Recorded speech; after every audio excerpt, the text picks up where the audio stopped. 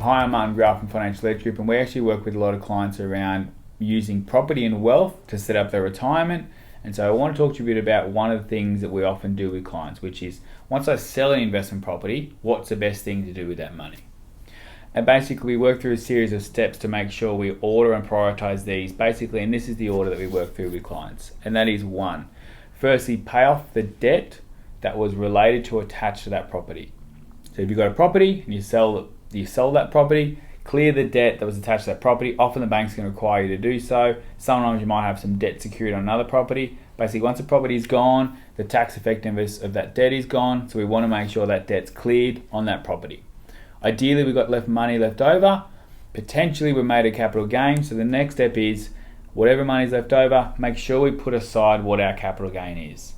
Understand how much tax it is, understand what strategy you can do to reduce that. There's some other videos we've got that'll talk to you about that, but figure out what that number is, 20 grand, 30 grand, 50 grand, put that money aside to cover the tax so that when you've got to pay it, you don't have to find it from anywhere else.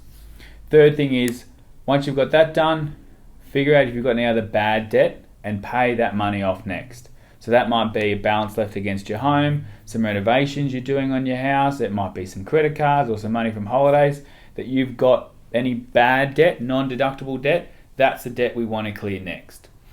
Depending on your circumstances, then it comes down to one or two final steps in either order. It's then one, pay off any other good debt.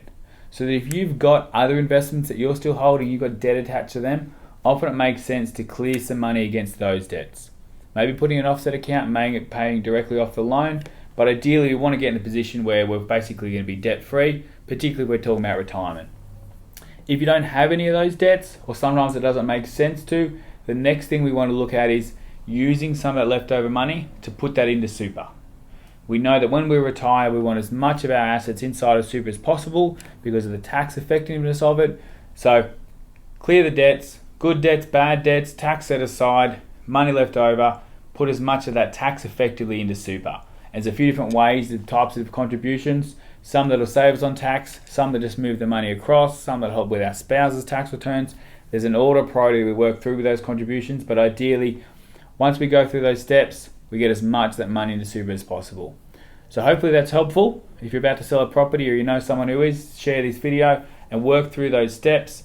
And once you get to that final step about contributions, check out a couple other videos that talk to you about what's the best way to do that.